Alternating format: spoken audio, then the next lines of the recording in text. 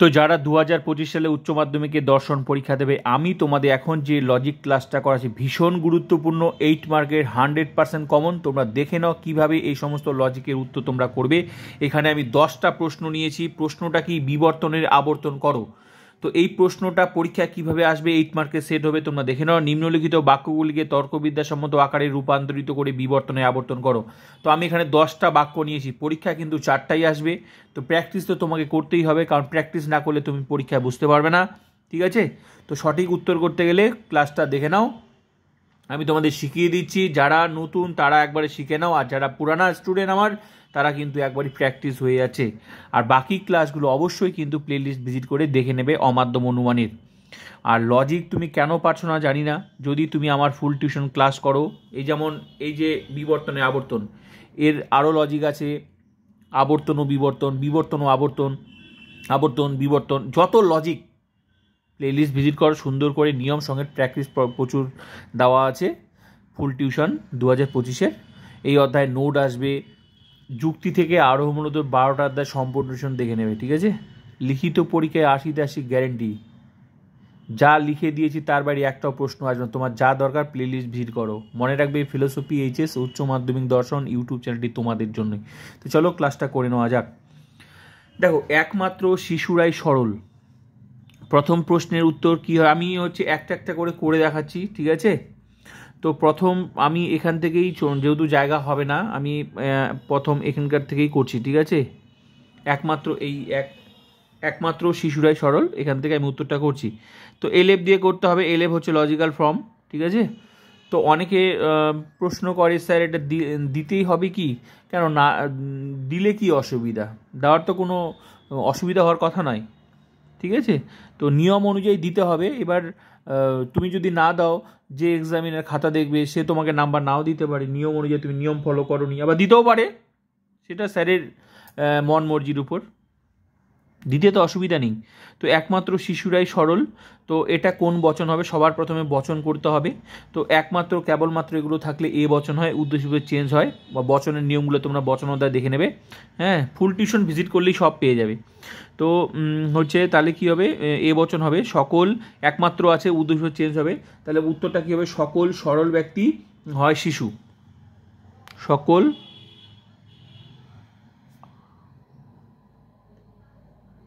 সরল ব্যক্তি হয় শিশু।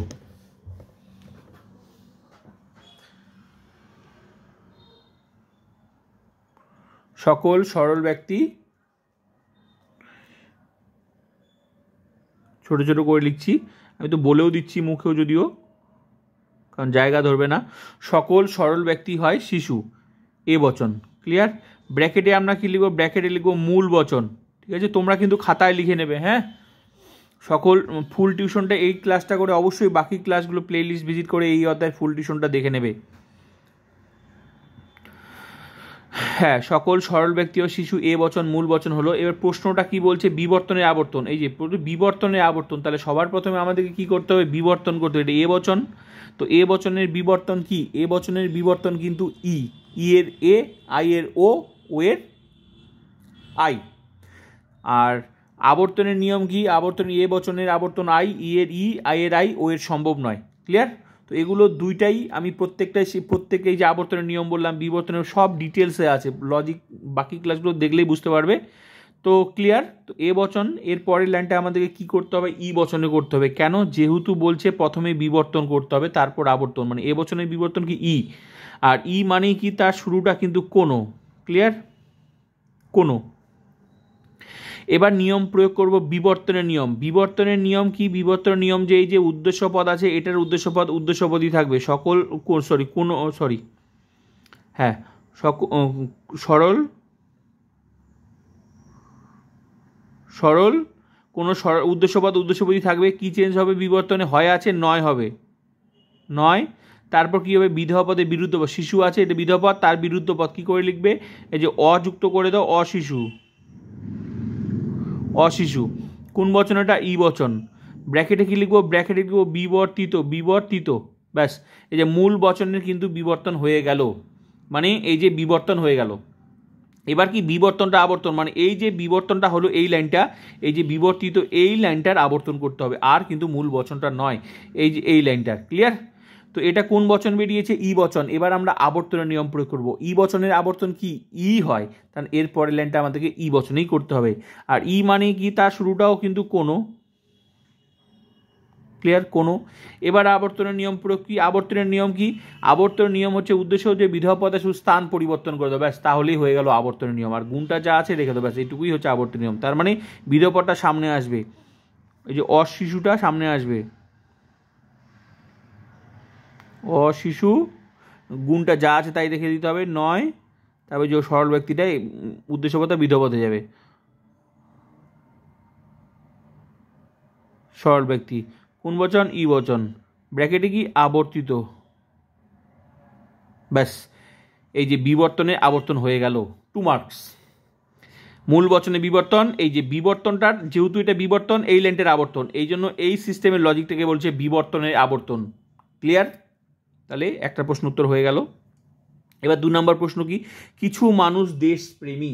এই যে কিছু মানুষ দেশপ্রেমী, এটা কোন বচন হবে? কিছু থাকলে কি হয়? নিয়মে দেখবে, আই বচন নিয়মে লিখেছি, কোনো কোনো, কিছু কিছু, অধিকাংশ, বেশিরভাগ, প্রায়, সাধারণত, শতকরা, এই শব্দগুলো কিন্তু মুখস্থ রাখতে হবে। ঠিক আছে? নিয়মগুলো ক্লাস করতে হবে, তবেই কিন্তু তুমি লজিক পারবে। আর আমি সুন্দর করে নিয়ম কিন্তু লিখে দিয়েছি প্রত্যেকটা অধ্যায়ের। ঠিক আছে? তারপরে লজিক করাই। তো যেমন হচ্ছে কিছু আছে সঙ্গে হ্যাঁ বাচক, তার মানে কিছু কিছু, তার মানে কিছু আই বচন। তাহলে উত্তরটা কী হবে? কোনো কোনো মানুষ হয় দেশপ্রেমী। 2 নম্বর প্রশ্নের উত্তর চলো করিনি। 2 নম্বর প্রশ্নের উত্তর, হ্যাঁ, এলএফ দিয়ে করতে হবে। কোনো কোনো মানুষ হয় দেশপ্রেমী, কোনো কোনো মানুষ হয় দেশপ্রেমী, কোন বচন? এটা আই বচন। ব্র্যাকেটে কি লিখবো? ব্র্যাকেটে লিখবো মূল বচন, ব্যাস, মূল বচন হয়ে গেল। এবার যে সিস্টেমে এই লজিকটা করলে সেম সিস্টেমে এই লজিকটা করতে হবে। তাহলে প্রথমে কি আছে? আই বচন। প্রথমে কি করতে হবে? বিবর্তন। প্রথমে এই বচনটার বিবর্তন করতে হবে। আর আমরা বিবর্তনের নিয়ম কি জানি? আই বচন থাকলে তার বিবর্তন কি হয়? ও হয়। তার মানে এর পরের লাইনটা আমাদেরকে ও বচনে করতে হবে। আর ও মানে তার শুরুটা কি? ওটাও কিন্তু কোনো কোনো, আই আর ও দুটোরই শুরু কিন্তু কোনো কোনো। ক্লিয়ার? কোনো কোনো। তারপরে কি করতে হবে? বিবর্তনের নিয়ম। বিবর্তনের নিয়ম কি? উদ্দেশ্যবাদ উদ্দেশ্যপদই থাকবে, মানুষ মানুষই থাকবে, মানুষ মানুষই থাকবে। তারপর কি করতে হবে? গুণটা চেঞ্জ হবে, হয় আছে নয় হবে। তারপর কি হবে? বিধেয় পদে দেশপ্রেমী আছে, অযুক্ত করে দাও, তাহলে অদেশপ্রেমী হয়ে যাবে। কোন বচন? ও বচন। ব্র্যাকেটে কি লিখবো? ব্র্যাকেটে লিখবো বিবর্তিত, ব্যাস, ব্র্যাকেটে লিখলাম বিবর্তিত, মানে বিবর্তন হয়ে গেল, মূল বচনে বিবর্তন হয়ে গেল। এবার এই বিবর্তনটাকে কিন্তু এবার আবর্তন করতে হবে। কোন বচনে? এটা ও বচন। আর আমরা কি জানি? ও বচনের আবর্তন কিন্তু সম্ভব নয়। এবার যেহেতু ও, এবার এবার আবর্তন করব এই লাইনটার, মানে এই লাইনটার আবর্তন করবো। আর এটা কোন বচন? ও বচন।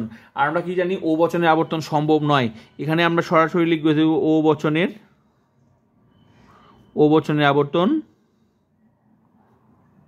সম্ভব নয়, ব্যাস, হয়ে গেল 2 মার্কস। এটাও কিন্তু 2।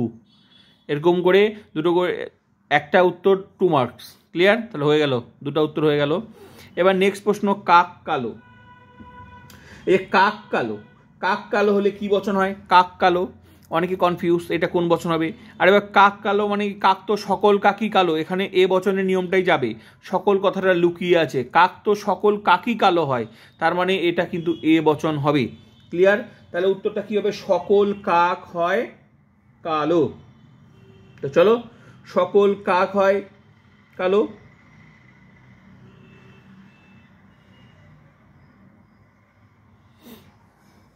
চলো করে নি।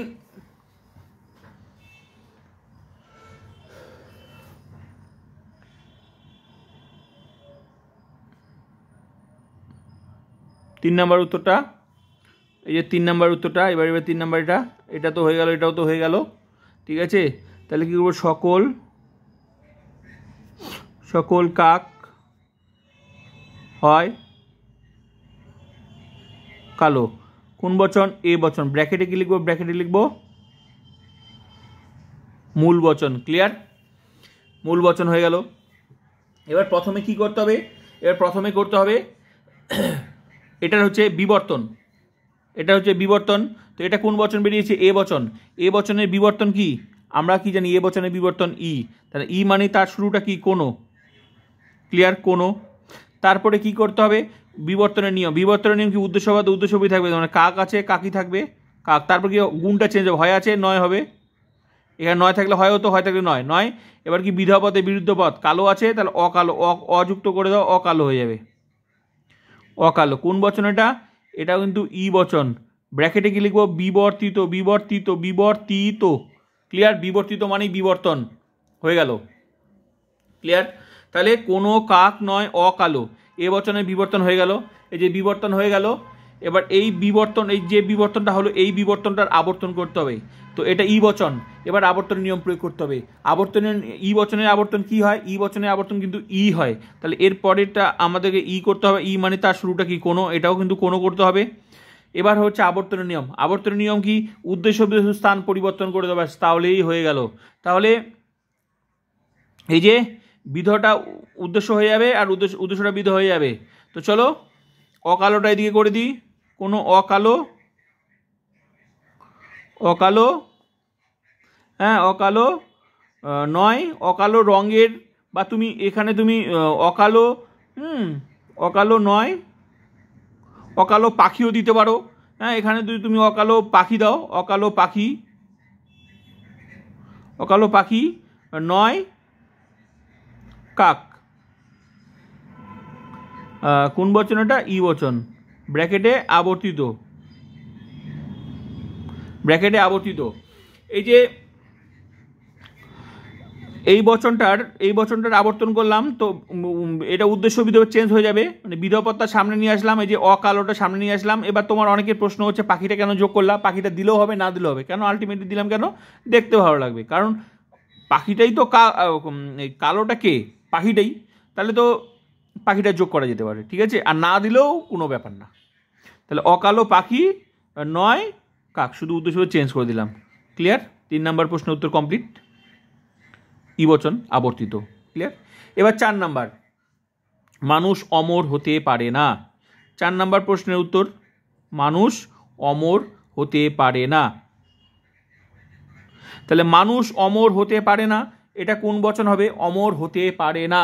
তাহলে এটা ই বচন হবে, হতে পারে না। কখনোই না, কোনো মানুষই কিন্তু অমর নয়, মরতে সবাইকেই হবে। তাহলে এটা কোন বচন? ই বচন। কোনো নয়, কখনো নয়, কিছুই নয়, নেই থাকলে কি হয়? ই বচন। তাহলে কোনো মানুষ নয় অমর। ক্লিয়ার? কোনো মানুষ নয় অমর, এটা কিন্তু তোমাদের হবে।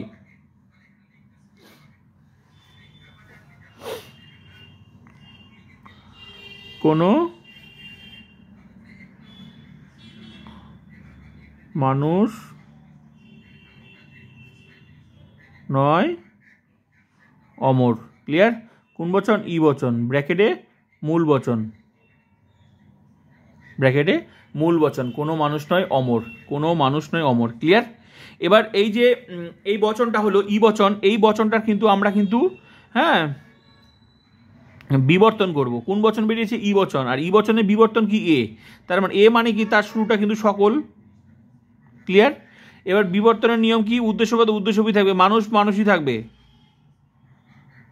মানুষ মানুষই থাকবে। কি চেঞ্জ হবে? নয় আছে হয় হবে, গুণ চেঞ্জ হবে, আর যা আছে তার বিরুদ্ধ পদ অমর, অমর, অমর। কোন বচন এটা? এ বচন। তো হাইপেন দিয়ে ব্র্যাকেটে লিখবো বিবর্তিত, বিবর্তিত। ক্লিয়ার? বিবর্তিত, বিবর্তিত। ক্লিয়ার? তাহলে এই যে বিবর্তন হয়ে গেল, এবার এই বিবর্তনটা কিন্তু আমাদেরকে আবর্তন করতে হবে। এবার আবর্তনের নিয়ম, এটা কোন বচন? এ বচন। এ বচনের আবর্তন কি? আই। আর আই মানে কি? তার শুরুটা কি? কোনো কোনো। ক্লিয়ার? কোনো কোনো, কোনো কোনো। ক্লিয়ার? এবার করবো আবর্তনের নিয়ম। আবর্তনের নিয়ম কি? উদ্দেশ্য চেঞ্জ করবো, মানে বিধটা উদ্দেশ্যপদ করে দাও, উদ্দেশ্যটা বিধ করে গুণটা যা আছে দেখা যাবে, এটুকুই হচ্ছে আবর্তনের নিয়ম। ভালো করে তো, প্রত্যেকটা লজিকে একই সিস্টেমে চলছে। ক্লিয়ার? তাহলে অমর, তাহলে কোনো কোনো অমর, অমর। এখানে অমর, এখানে অমরের সাথে সত্তাও যোগ করতে পারো, কারণ দেখতে ভালো লাগবে। অমর সত্তা, সত্তা হয় মানুষ, বিধটা উদ্দেশ্যটা বিধ হয়ে যাবে। কোন বচন এটা? আই বচন। ব্র্যাকেটে কি? ব্র্যাকেটে হচ্ছে আবর্তিত, আবর্তিত, ব্র্যাকেটে আবর্তিত। তাহলে এবার তোমাদের প্রশ্ন হচ্ছে স্যার এটা না দিলে হবে না? না দিলে হবে, অসুবিধা নেই।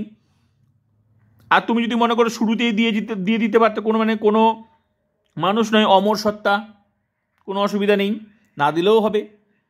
হ্যাঁ, তো কোনো কোনো অমর সত্তা নয় মানুষ, বা তুমি সরাসরি লিখতে পারো কোনো কোনো উদ্দেশ্য চেঞ্জ করে দেবে, বিধেয়টা উদ্দেশ্য হয়ে যাবে, উদ্দেশ্যটা বিধেয়, এটাই তো আবর্তনের নিয়ম। ক্লিয়ার?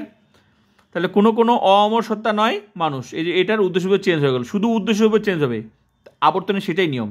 বিধেয়টা উদ্দেশ্যপদ হয়ে যাবে আর উদ্দেশ্যটা বিধেয়পদ হয়ে যাবে, আর গুণটা যা আছে তাই আই বচন। তো ক্লিয়ার? 4টা প্রশ্নের উত্তর গেল, 4 দুগুণ 8। এইভাবে পরীক্ষার 4টাই আসবে। তো আমি যেহেতু তোমাদের অনেকগুলো প্র্যাকটিস করাচ্ছি, এখন আমি তোমাদের যে সিস্টেমে করালাম, প্রচুর ক্লাস করিয়েছি এই অধ্যায়ে, তোমরা ফুল টিউশনটা দেখে নেবে, ঠিক আছে? প্রত্যেকটা লজিক দেখে নেবে, কারণ যদি 100% লজিক পরীক্ষায় করতে হয় তাহলে তোমাকে আমার চ্যানেল ক্লাসগুলো করতে হবে। আমি সেইভাবেই যে প্রশ্নগুলো আসে পরীক্ষায় আর যেগুলো করলে তুমি উত্তর দিতে পারবে সেই লজিকগুলোই আমি করিয়েছি, সেটা এমসিকিউ হোক আর এসিকিউ হোক আর লজিক হোক, যেটা যে অধ্যায় সেটা সেই অধ্যায়ে পেয়ে যাবে।